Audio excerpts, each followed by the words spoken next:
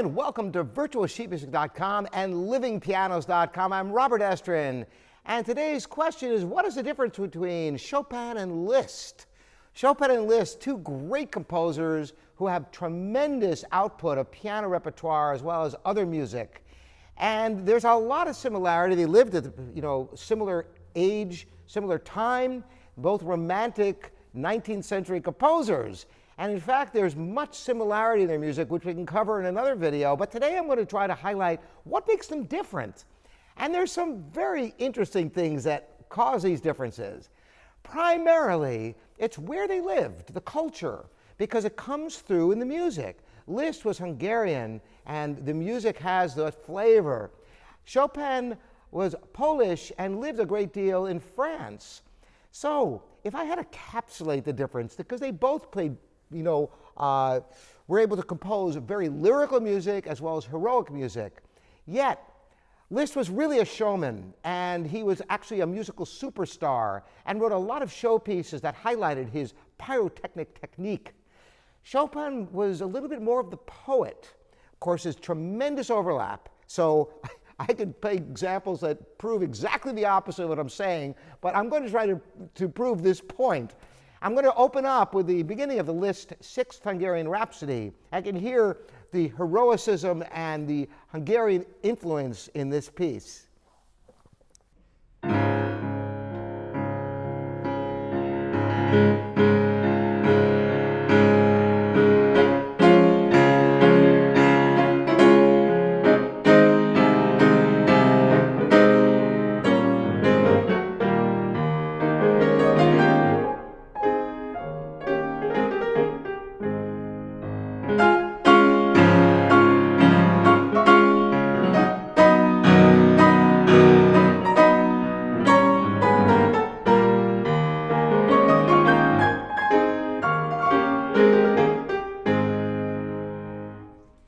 Those Hungarian rhythms, they almost make you want to get up and dance, don't they?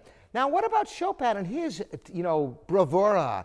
Well, he certainly has times when he's extremely powerful, but more often than not, it's more of an elegant, like a string of pearls. And his technical work a lot of times is like that. Now, Liszt has some of that too, but I think it's more characteristic of Chopin, like, for example, in the middle of the A-flat ballade. This is technical, but in a very different way.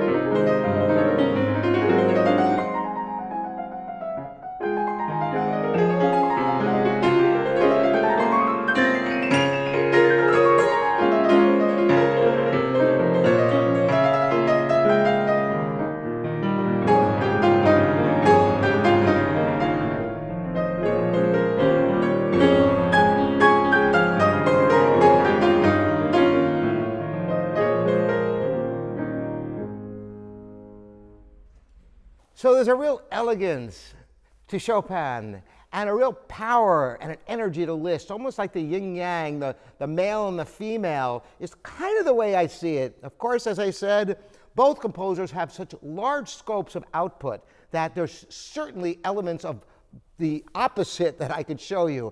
But moving on for a moment to show you the difference in a lyrical setting between what Liszt might do and what Chopin typically would do, which is a large output to consolidate down to just the two examples. But listen, for example, moving on to the middle section of the Sixth Hungarian Rhapsody, there's a lyrical section which, even though it's beautiful and it's melodic, it still has those dark undertones.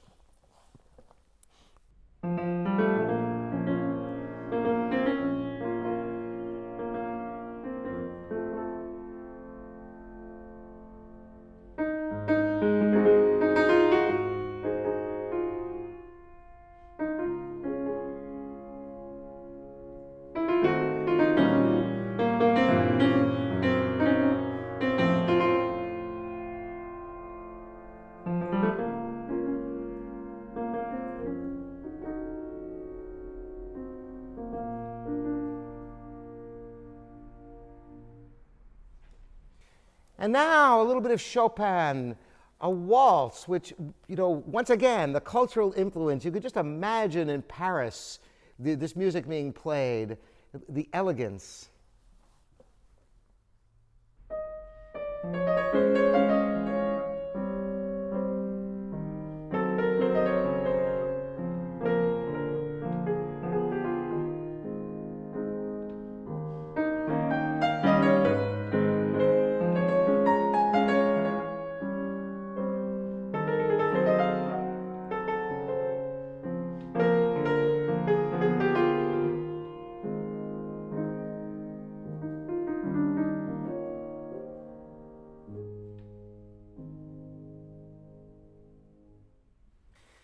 Now, I particularly picked works that typify the music of Chopin and Liszt and how divergent they are stylistically in lieu of the fact of where they grew up and the influences of their cultures. In a future video, I'm going to show you some of the similarities and have you guess which composer it is, and you'll be hard-pressed. In fact, I did a video of the difference between Mozart and Beethoven, and I'm going to shoot another video for you showing the similarities where you will be surprised. You'll have a hard time figuring out who is who, because when you're talking about these great composers, the output is so extremely huge in its scope that, yes, you can find examples that prove or disprove almost any theory. What I'm trying to show you today is just a little overview to encapsulate some general differences in the works of Chopin and Liszt. I hope you've enjoyed it. Thanks for joining me, Robert Estrin, here at livingpianos.com and virtualsheetmusic.com.